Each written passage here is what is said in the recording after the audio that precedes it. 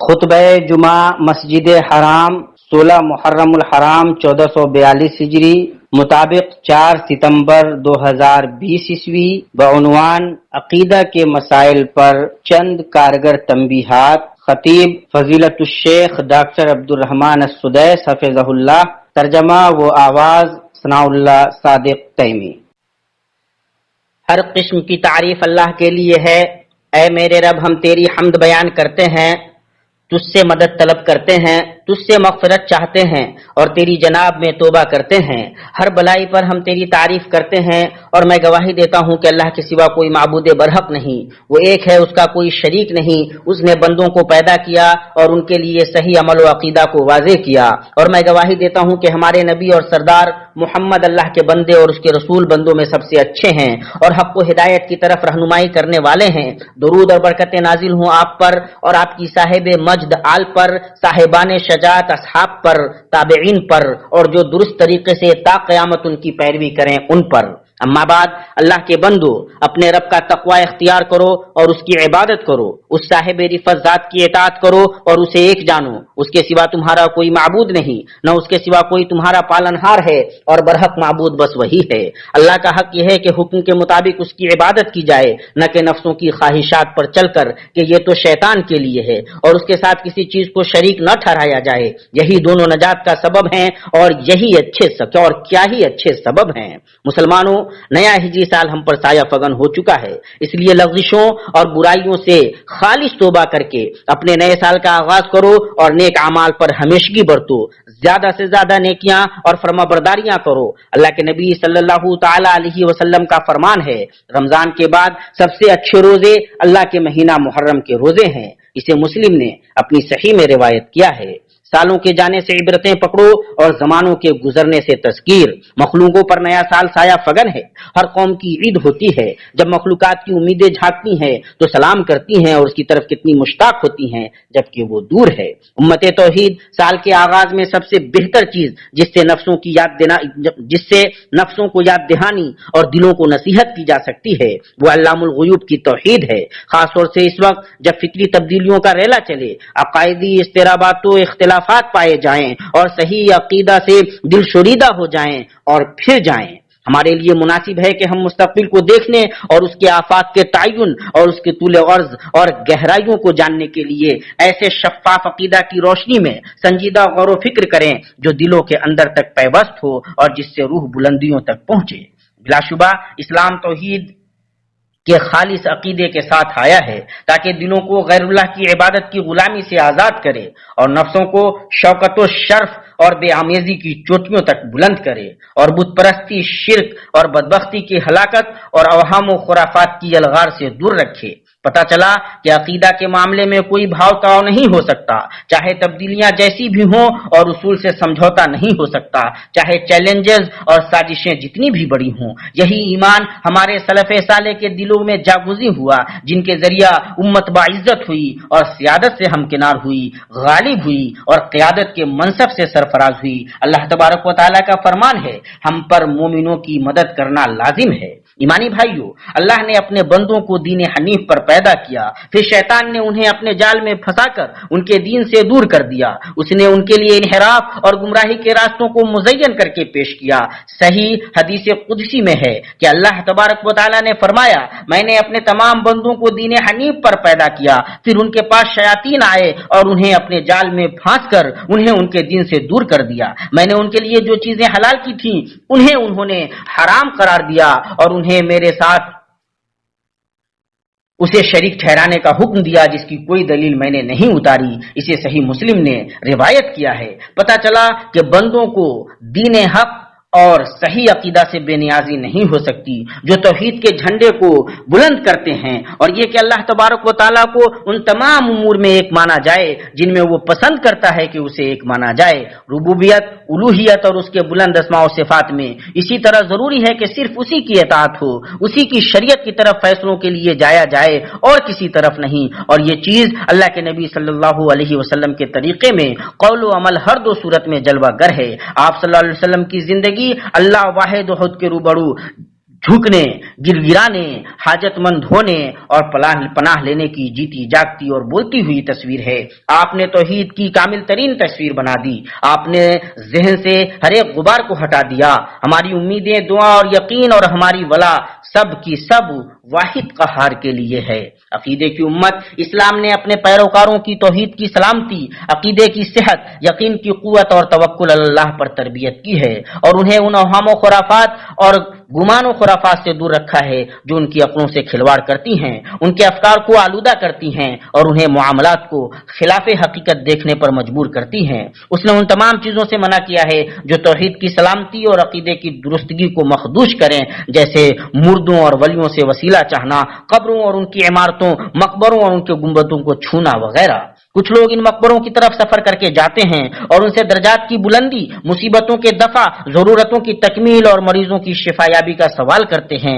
اور یہ گمان کرتے ہیں کہ وہ انہیں بلند ترین مقصد اور سب سے اونچے درجے تک پہنچائیں گے، ان کی ضرورتیں پوری کر دیں گے، انہیں بخششوں سے نوازیں گے اور ہلاکتوں سے نجات دیں گے، جیسے کہ اللہ نے اپنے بندوں کی ضرورتوں کے سامنے اپنے دروازے بند کر دیے ہیں۔ اللہ تبارک و تعالیٰ ان چیزوں سے بہت بلند ہے جو یہ کہتے اور کرتے ہیں۔ جائز وسیلہ اللہ کے لیے اور اللہ ہی سے ہوگا۔ اللہ تبارک و تعالیٰ کا فرمان ہے، اور اچھے اچھے نام اللہ ہی کے لیے ہیں، سو ان ناموں سے اللہ ہی کو موسوم کرو، ایسے لوگوں سے بھی تعلق بھی نہ رکھو جو اس کے ناموں میں کجروی کرتے ہیں، ان لوگوں کو ان کے کیے کی سزا ضرور ملے گی۔ پھر اعمال صالحہ سے ہوگا، جیسے ایمان یا اللہ اور اس کے رسول صلی اللہ علیہ وسلم کی محبت۔ اللہ تعالیٰ کا فرمان ہے، جو کہتے ہیں کہ اے ہمارے رب، ہم ایمان لا چکے، اس لیے ہمارے گناہ معاف فرما اور ہمیں آگ کے عذاب سے بچا۔ پتہ چلا کہ وہی اکیلا اس قابل ہے کہ اس کا وسیلہ اپنایا جائے، اسی سے امید لگائی جائے اور اس کی پناہ لی جائے، اور کوئی نہیں، کیونکہ علم، قدرت اور بے نیازی میں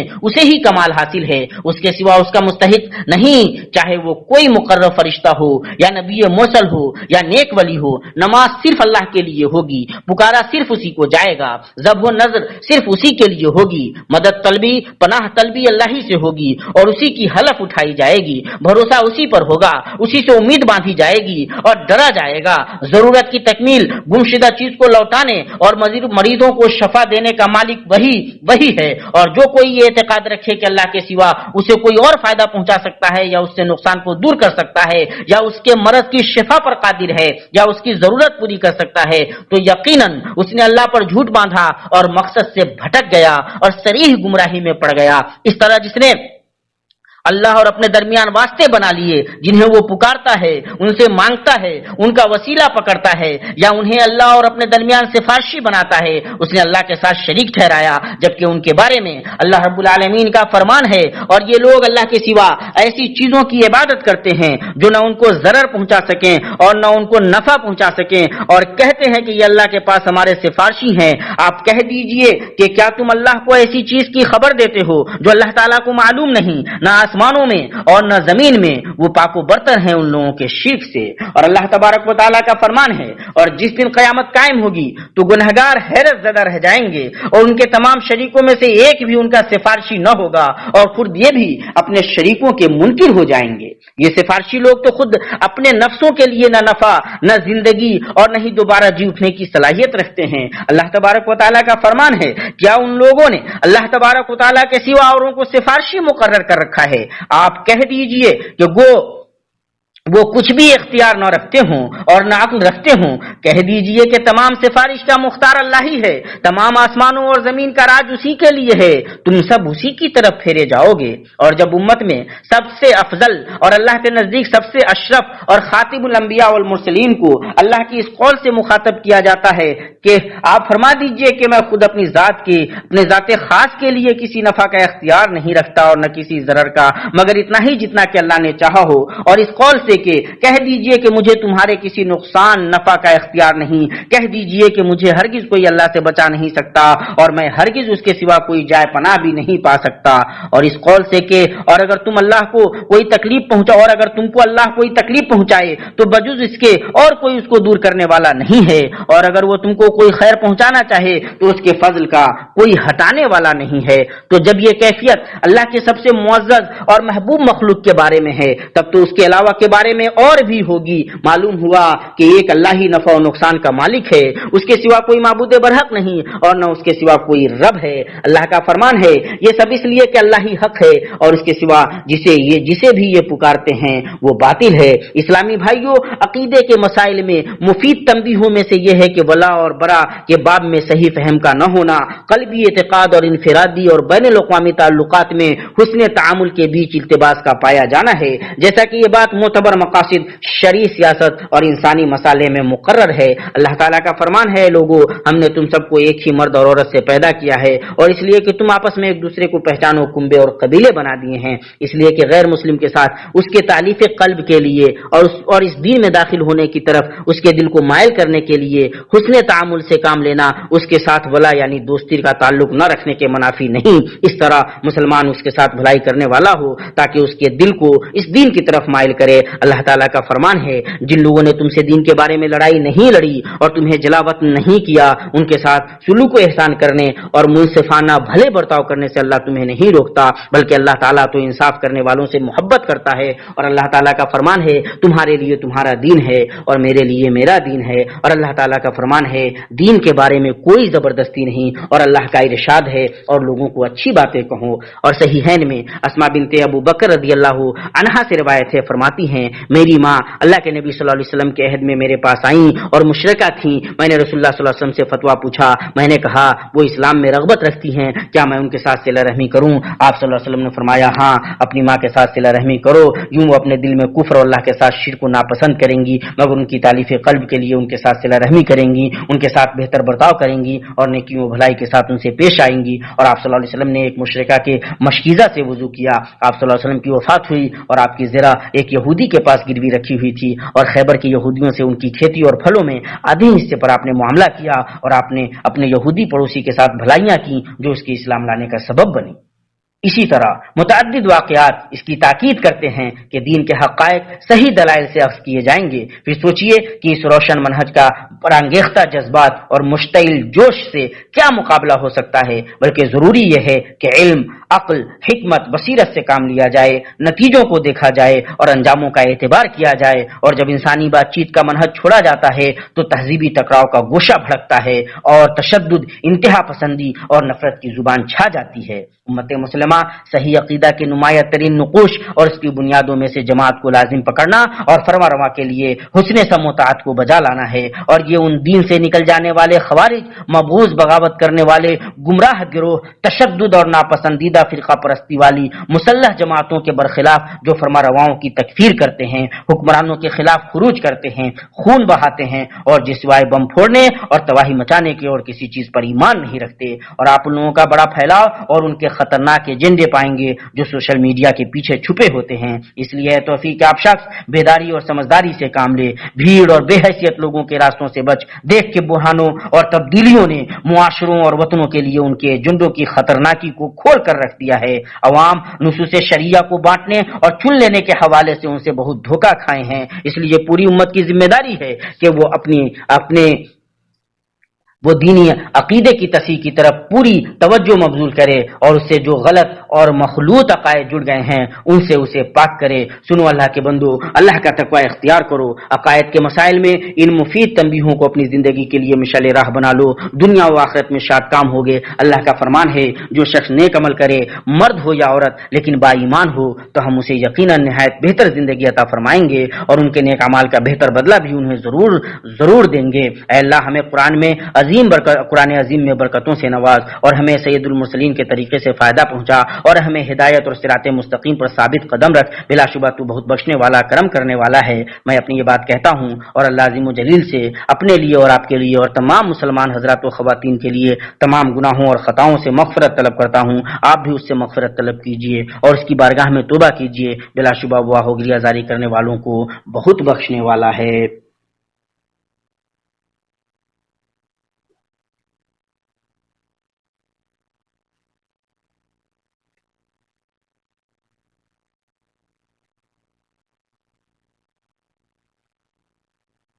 ہر قسم کی تعریف اللہ کے لیے ہے، پاکیزہ اور بابرکت تعریف، اور میں گواہی دیتا ہوں کہ اللہ کے سوا کوئی معبود برحق نہیں، وہ ایک ہے، اس کا کوئی شریک نہیں، اور میں گواہی دیتا ہوں کہ اللہ کہ ہمارے نبی محمد اللہ کے بندہ اور اس کے رسول ہیں، درود نازل ہو آپ پر، آپ کی آل پر، آپ کے صحابہ پر، تابعین پر اور تا قیامت ان پر جو درست طریقے سے ان کی پیروی کریں۔ اما بعد اللہ کے بندو، خلوت و جلوت میں اللہ کا تقوی اختیار کرو اور اس نے تمہارے لیے جو دین مقرر کیا اس پر اس کی حمد بیان کرو۔ تم پر اللہ کی رضامندیوں اور تم اللہ کی رضامندیوں اور بڑی نعمتوں کو پالو گے۔ ایمانی بھائیوں، اصلوں کی اصل اور ملت کی اساس اہل سنت کے عقیدہ کی یاد دہانی کرانا اور اس پر ثابت قدم رہنا ہے، اس لیے کہ یہی نجات کا توق ہے جو کامیابی کے ساحل تک لے جانے والا ہے اور جو تباہ کن افکار اور تفرقہ، اختلاف، تقسیم اور گروہ بندی کی ان راہوں سے بچانے والا مضبوط قلعہ ہے جو منظم اتفاق کو توڑتی ہیں اور معزز اتحاد کو تباہ کرتی ہیں، اور ان وقتوں میں امانت بڑی ہو جاتی ہے اور واضح ربانی منہج پر چلنے والے ارباب دعوت و اصلاح سے جڑی ذمہ داری اہم ہو جاتی ہے۔ اسی طرح قائدین اور فرورواؤں کی ذمہ داری بڑھ جاتی ہے کہ صحیح اسلامی عقیدہ پر افطرا پردازی اور اس کے روشن مقاصد کے اوپر سودا بازی کے گڑھوں سے نکالیں اور امت کے حالات سدھارنے، اس کے اتحاد کو مضبوط کرنے، اس سے مصائب کو دور کرنے اور اس کے عظیم ترین مقصد کو پورا کرنے کے لیے سرچشمہ توحید سے سیرابی و غذا حاصل کریں اور بہترین منہج اور روشنی اخذ کریں، اور بطور خاص امت کے بڑے مسائل میں جن میں سر فہرست فلسطین اور مقید مسجد اقصی کا مسئلہ ہے، یہ ہمارا اولین اسلامی مسئلہ ہے جسے نئے جھگڑوں میں میڈیائی سودا بازیوں یا اخباری مبالغہ آمیزیوں یا الیکٹرانک مارکوں کے بغیر فراموش نہیں کرنا چاہیے۔ اسلام کے فرزندوں، اللہ کی رسی کو بطور منہج و اصول تھامنے کا وقت آ گیا ہے تاکہ ہم عدل کے ساتھ اسلام کا پھریرا لہرائیں اور عزم و حوصلے کے ساتھ شوکت کے حدود کی حفاظت کریں۔ پھر اللہ تبارک و تعالیٰ اپنا وعدہ کو پورا کرنے کے لیے اپنے نور کو پورا کر کے رہے گا اور مصیبت کو دور کرے گا اور امت کو غلبہ دے گا۔ اللہ تعالیٰ کا فرمان ہے، جو لوگ ایمان رکھتے ہیں اور اپنے ایمان کو شرک کے ساتھ مخلوط نہیں کرتے، ایسوں ہی کے لیے امن ہے اور وہی راہ راست پر چل رہے ہیں، اور جو چیز عقیدے کی معرفت، صحیح اعتقاد اور علم پر توجہ دینے پر مدد کرے گی اور بشارتوں، نیک فال اور امیدوں کو پورا کرے گی جبکہ ہم نئے ہجری سال کے شروع میں ہیں، وہ امنگوں اور حوصلوں سے پر نئے تعلیمی سال کی شروعات ہے، جبکہ اس نئی وبا کے سائے میں ہمارے طالب علم بیٹے اور بیٹیاں پڑھائی کی نشستوں کی طرف متوجہ ہو رہے ہیں، لیکن احتیاطی حالات میں وہ مجازی نشستیں ہوں گی۔ یہی تعلیمی کارواں کی خدمت کے لیے مستقبل کے وژن اور دور حاضر کی زبان کے بیچ ہم آہنگی پیدا کرنے میں آن لائن تعلیم کی اہمیت اور نئے تکنیکی وسائل اور ورچوئل پلیٹ فارم یعنی مجازی اسٹیج اور ڈیجیٹل تبدیلیوں سے استفادہ کی ضرورت نمایاں ہوتی ہے۔ اسی طرح اس کی تکمیل کے لیے اسکول اور یونیورسٹی کے ساتھ گھر اور خاندان کے تعاون کی اہمیت بھی نمایاں ہوتی ہے۔ اسی لیے اے ہمارے عزیز ماؤں اور باپوں اور معزز معلمین و معلمات، ہم جس قدر آپ پر فخر کرتے ہیں اور آپ کی کوششوں پر آپ کا شکریہ ادا کرتے ہیں، اسی قدر ہم نئی نسل کی ترقی کے لیے آپ سے یہ امید رکھتے ہیں کہ ہمارے طلباء و طالبات کی صحت و سلامتی کی حفاظت کے لیے مزید تعلیمی، تنظیمی اور تربیتی کوششیں کریں گے۔ لوگوں نے اپنے دین اور وطن کی خدمت کے لیے جو تعاون کیا ہے اور اپنے فرورواؤں کی ہدایت کو مانا ہے، اللہ تعالیٰ اسے قبول کرے۔ اسی طرح تعلیم اور علم کے حامل باصلاحیت افراد کا شکریہ جو ان حالات میں تعلیم کے پیغام کو پہنچانے میں لگاتار لگے ہوئے ہیں، اور اللہ سے دعا ہے کہ اللہ تمام کو نفع بخش علم اور نیک عمل کی توفیق دے اور سلف امت کے منہج پر کتاب و سنت کو مضبوطی سے تھامنے کی توفیق دے اور امت سے مصیبت کو اٹھا لے کہ وہی صاحب فضل و احسان ہے۔ یہ باتیں رہیں، اللہ تعالیٰ آپ لوگوں پر رحم کرے، مخلوقات میں سب سے اچھے فرد پر درود و سلام بھیجیے جیسا کہ اس کا آپ لوگوں کو آپ کے رب نے حکم دیا ہے۔ اللہ عز و جل کا فرمان ہے، اللہ تعالیٰ اور اس کے فرشتے اپنے نبی پر رحمت بھیجتے ہیں۔ اے ایمان والو تم بھی ان پر درود بھیجو اور خوب سلام بھی بھیجتے رہا کرو، میری طرف سے ان پر خوشیوں میں بسا سلام نازل ہو جب تک افق پر اندھیرے میں پورا چاند چلتا پھرتا روشن رہے۔